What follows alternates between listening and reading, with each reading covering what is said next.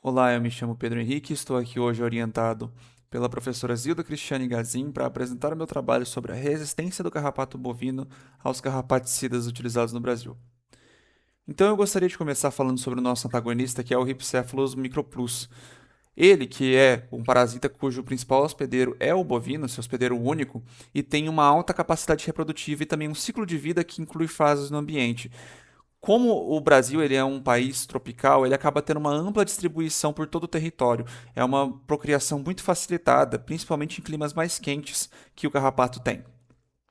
E no meio dessa reprodução, vários impactos acabam sendo acometidos na nossa pecuária, como por exemplo a redução da produção de leite, a perda do ganho de peso do gado e o que gera tudo uma menor rentabilidade.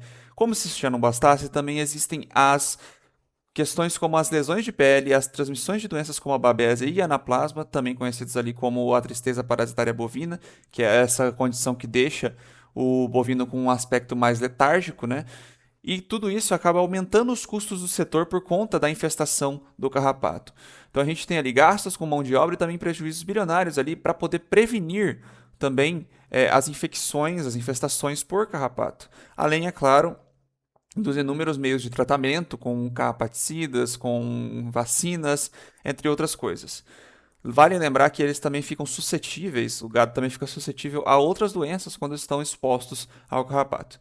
Então, visto isso, o nosso objetivo é analisar a resistência do carrapato aos principais carrapaticidas utilizados no Brasil, visto que como os carrapaticidas eles já são muito utilizados, os carrapaticidas comerciais, a resistência ela é cada vez mais crescente. Essa resistência ali que a gente se tem, ela é feita ali simultaneamente e de múltiplas classes. Como vocês podem ver ali, são os grupos mais utilizados, os piretróides, os organofosforados, o amitraz, e às vezes, é claro, cria-se uma resistência a vários tipos de opções terapêuticas. Esse problema ele se dissemina em diversas regiões e isso se dá principalmente ao mau uso dessas substâncias. Então a gente vai ter aqui que o mecanismo de resistência do carrapato ele se dá de 18 a 35 dias, aonde no final desse ciclo a fêmea ela pode estar fazendo a postura de 4 a 5 mil ovos. Esses 5 mil ovos estando suscetíveis a gerar uma resistência se em algum momento foi feita uma aplicação indevida e ela resistiu a essa aplicação. E com isso também temos os fatores que favorecem, né, essa resistência. Como eu já havia citado antes, o uso indiscriminado dos carrapaticidas, as aplicações sem critérios técnicos, ou seja, aplicando fora da fórmula, fora da proporção ideal, o que acaba com que gere uma seleção da população resistente ali dos carrapatos. Existem também outros fatores um pouco mais práticos, como por exemplo a falta de rotação dos princípios ativos, ou seja, usar sempre o mesmo composto todas as vezes, uma exposição repetitiva, ou seja, diminuir os ciclos de aplicação, né?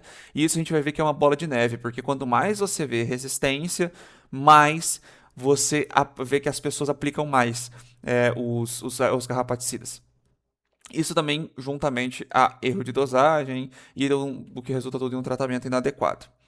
Então, como consequência, a gente tem a redução da eficácia do produto, os tratamentos eles começam a ser menos eficazes, a aplicação aumenta o número de aplicação por ciclos, o custo se eleva, o impacto ambiental, lembrando que esses agentes químicos eles são muito maléficos tanto para o animal quanto para o meio ambiente, sem falar também que resulta em menos opções terapêuticas.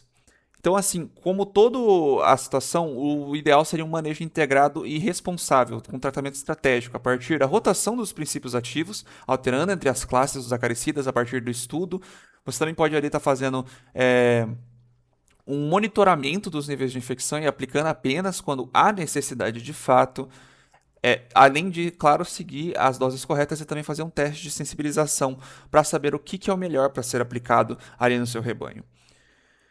A gente também vale ressaltar os métodos alternativos, como o controle por fungos, as vacinas também tem, e o melhoramento genético, já que algumas espécies de algumas raças de bovinos elas têm uma resistência natural aos parasitas. E tudo isso acaba colaborando ali não só para a diminuição da população do carrapato, como também para um controle químico melhor, mais eficiente. Então, a mistura ali, é claro, de meios alternativos com os meios químicos se mostra muito eficiente.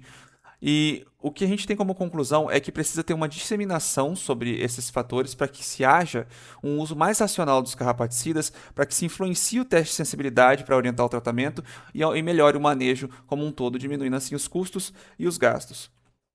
Eu agradeço a vocês pela sua atenção. Obrigado.